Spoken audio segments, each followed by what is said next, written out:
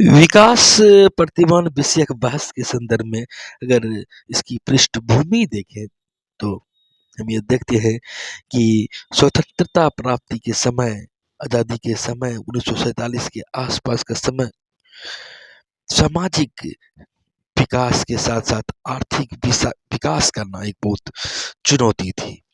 और इसके लिए जो वहाँ पर राह दिख रहे थे, 3 प्रकार की मुख्य धाराएँ फूटती दिख रही थी कि किस प्रकार की सामाजिक, राजनीतिक, आर्थिक व्यवस्था को अपनाई जाए। आप जानते हैं कि भारत ने मिश्रित अर्थव्यवस्था को अपनाया। न सिर्फ न ही कि सिर्फ पूंजीवादी प्रणाली को ही महत्व नहीं दिया, न ही राजनियंत्रित व्यवस्था को महत्व दिया, बल्कि सबों को मिलाकर अपने क्षेत्र के संदर्भ में, अपने देश के संदर्भ में जो नीति बनानी आवश्यक समझी उसे अपनाया। यहाँ पर 3 मुख्य धाराएँ जो दिख रही थी संविधान निर्माताओं को, हमारे राष्ट्र निर्माताओं को, हमारे तत्कालीन सरकार को कि अल्प राज नियंत्रण एवं समर्थन के साथ-साथ पूंजीवादी औद्योगीकरण, मतलब राज्य का नियंत्रण कम हो, राज्य का नियंत्रण कम रहे और वहीं राज्य समर्थन भी दे आंशिक तौर पर, वहीं पूंजीवादी औद्योगिकरण को अपनाया जाए।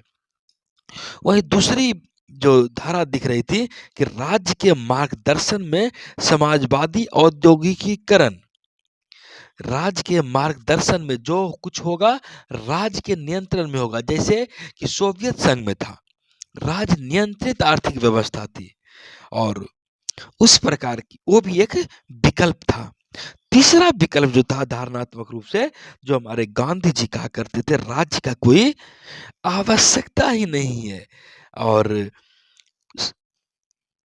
गांधीवादी हम जानते हैं कि सर्वोदय की अवधारणा पर चलते हैं, सबका उदय।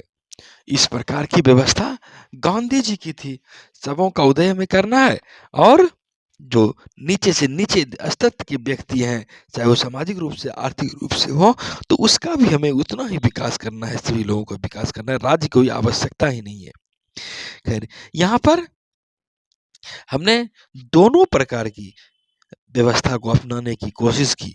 हम देखते हैं कि कहीं न कहीं समाजवादी अवधारणा भी है और कहीं न कहीं पूंजीवादी अवधारणा को भी हमने अपनाया है। और यहाँ पर एक गौर करने वाली बात यह भी है कि आज़ादी के जो पृष्ठभूमि थी वहाँ पर द्वितीय विश्व युद्ध था 1945 तक, द्वितीय विश्व युद्ध चला 9 अगस्त 1945 तक और 15 अगस्त 1947 को देश आज़ाद हुआ 2 साल बाद। तो वहाँ पर उसके साथ-साथ 47 में देश का विभाजन हो गया। देश की विभाजन की स्थिति थी। वहीं हम यह भी जानते हैं 1943 में बंगाल में भीषण अकाल भी पड़ा था। 25 लाख के आसपास के लोगों की जानें जा चुकी थी। खाद्य आपूर्ति एक बहुत बड़ी समस्या थी, लोगों को खाना उपलब्ध कराना बहुत बड़ी समस्या थी और आज़ादी के समय का अवधि का जो वो परिस्थिति तो यह रही कि कहा जाता है कि 2.7 मिलियन टन खाद्यान्न आयात करना पड़ा था उस समय और एक तरह का बहुत ही आर्थिक संकट की स्थिति थी और जो कुछ भी खाद्य उत्पादक प्रांत थे उस वह बँटवारा हो गया था। वह पाकिस्तान में चला गया था जो हमारी उर्वर जगह थी। उस समय तक तो भारत में ही था, लेकिन विभाजन के बाद वो पाकिस्तान में चला गया था। तो इससे और समस्या बढ़ी और यही कारण रहा कि आज़ादी के समय में 2.7 मिलियन टन खाद्यान्न आयात करना पड़ा और इन सबों के साथ-साथ एक जो खाद्यान्न संकट था ही था। देश विभाजन के बाद भीषण रक्तपात की स्थिति थी, पलायन की स्थिति थी, लाखों लोगों की जानें जा चुकी थी और इसके साथ-साथ एक शरणार्थी की भी समस्या थी। यहाँ से जो लोग जा रहे थे, वहाँ से लोग यहाँ आ रहे थे, पाकिस्तान से इंडिया आ रहे थे। तो शरणार्थी की भी बहुत बड़ी संख्या थी। इसे भी सरकार को भोजन खिलाना था और बहुत बड़ी सरकार के पास समस्या थी। गांधी जी ने नैतिक आधार पर किसी प्रकार का नियंत्रण का विरोध किया, क्योंकि इससे भ्रष्टाचार को बढ़ावा मिलता और यही कारण रहा कि वहाँ पर खाद्य का मूल्य भी, खाने का मूल्य तेजी से बढ़ रहा था और यही कारण रहा कि सरकार ने इसे अपने नियंत्रण में लिया और कई प्रकार की सब्सिडी राशन पर दी, खाद्यान्न पर दी, ताकि आम लोगों को कम कीमत पर अनाज मुहैया कराया जा सके, उसे पेट भर भोजन दिलाया जा सके। और हम देखते हैं कि उस आज़ादी के बाद से उसी समय से फिर राशन प्रणाली का भी विकास हुआ, राशन प्रणाली का विस्तार किया गया।